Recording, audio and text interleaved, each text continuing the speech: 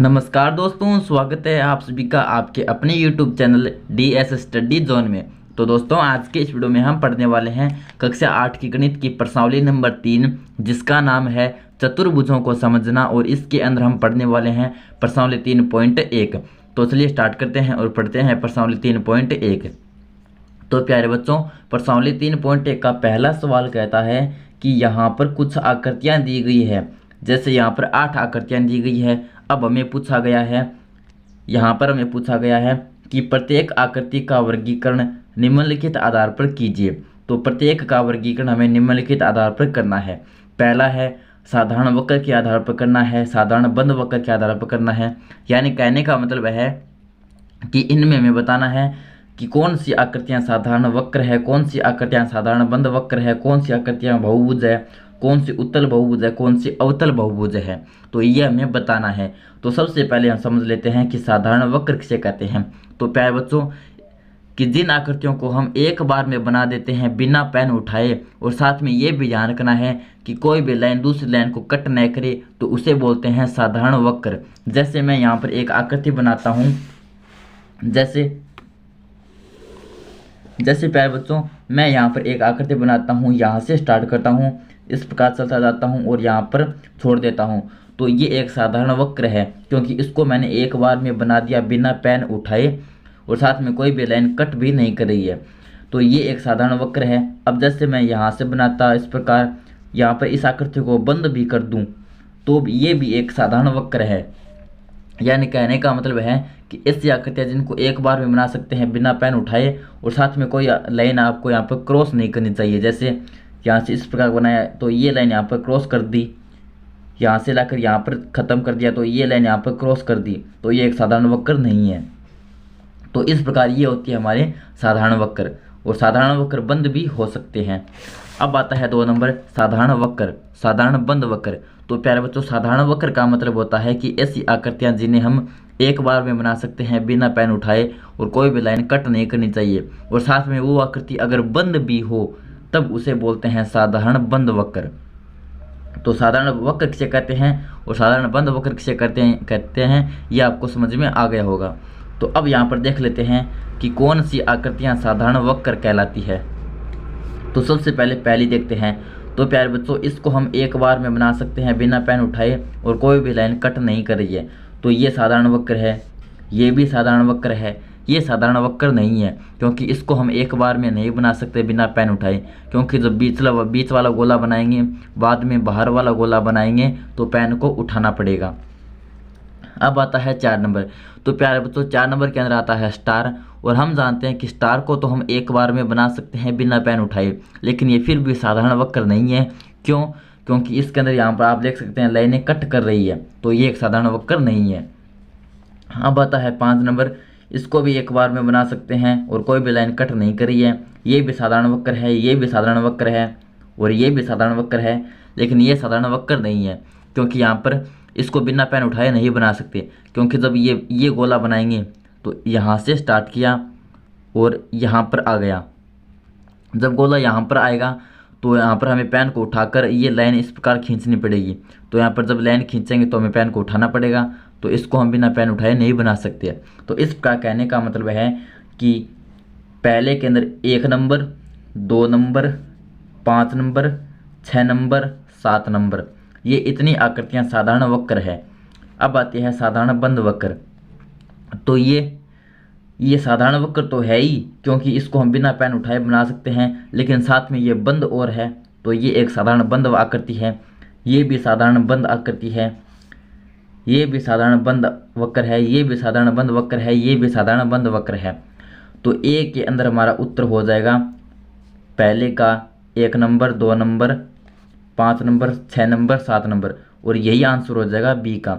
यानी 1 number, 2 number, 5 number, 6 number और 7 number, ये 5 आकृतियाँ साधारण बंद वक्र है, और यही 5 आकृतियाँ साधारण वक्र भी है। अब आता है बहुभुज। तो प्यारे बच्चों, बहुभुज का मतलब होता है कि ऐसी आकृतियाँ जिनमें 2 से अधिक भुजाएं हो, और साथ में वो बंद भी होनी चाहिए। जैसे त्रिभुज हमारा एक बहुभुज है, क्योंकि त्रिभुज के अंदर 3 तो भुजाएं होती हैं, और साथ में ये बंद आकृति भी होती है, तो ये एक बहुभुज होता है। तो दो से अधिक भुजाओं वाली ऐसी आकृतियाँ जो साथ में बंद भी हो उन्हें बोलते हैं बहुभुज। तो बहुभुज के अंदर तो प्यारे बच्चों इसके अंदर एक भुजा, दो भुजा, तीन भुजा, चार भुजा, पांच भुजाएं हैं और साथ में बंद भी है, तो ये एक बहुभुज है। ये भी बहुभुज है क्योंकि इसके अंदर चार भुजाएं हैं।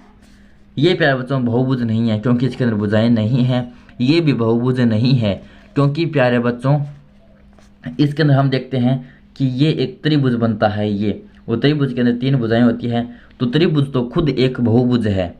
त्रिभुज तो खुद एक बहुभुज है, तो यहाँ पर भी त्रिभुज बनता है, यहाँ पर भी त्रिभुज बनता है।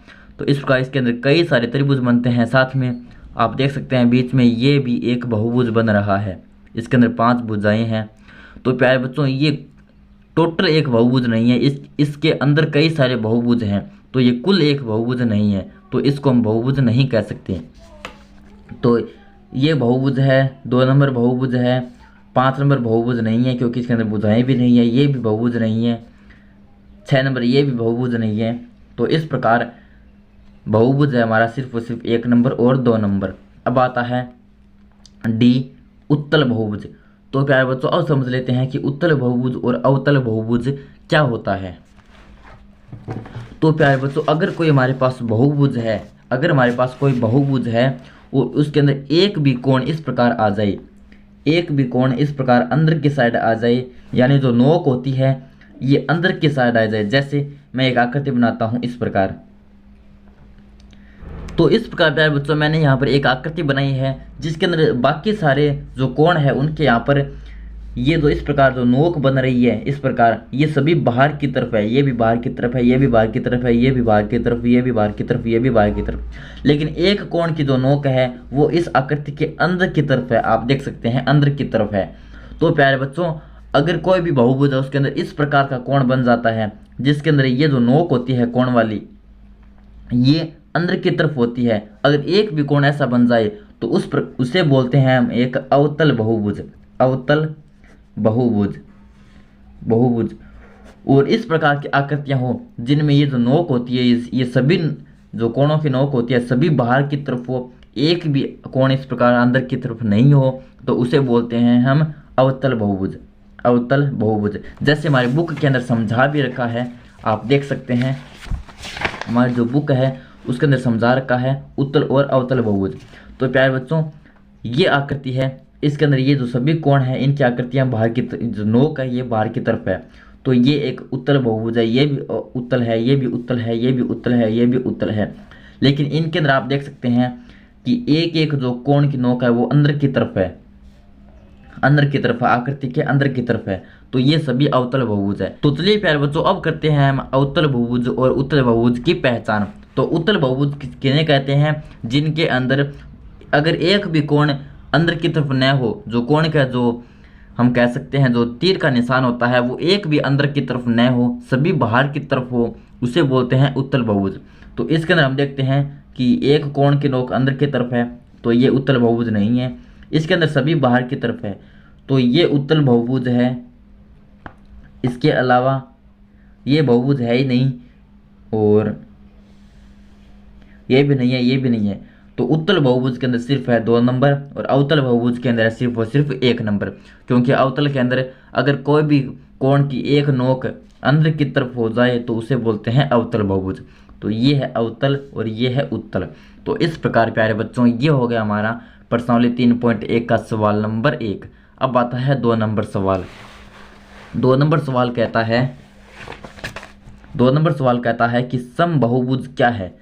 तो समबहुभुज की परिभाषा के अंदर आपको लिखना है कि ऐसा बहुभुज जिसके अंदर सभी कोण समान हो तथा सभी भुजाएं समान हो यानी बराबर हो, उसे हम बोलते हैं समबहुभुज। जैसे प्यारे बच्चों उदाहरण के देकर आपको समझा भी देता हूँ। जैसे हमारे पास वर्ग है, ये है हमारे पास वर्ग। वर्ग क्या होता है? वर्ग के अंदर प्रत्येक कोण 90 डिग्री का होता है और साथ में इसके अंदर सभी भुजाएं समान होती है, सभी भुजाएं समान होती है। तो समबहुभुज की परिभाषा होती है कि ऐसा बहुभुज जिसके अंदर सभी भुजाएं समान हो और साथ में प्रत्येक कोण भी समान हो, सभी कोण समान हो, उसे बोलते हैं हम समबहुभुज।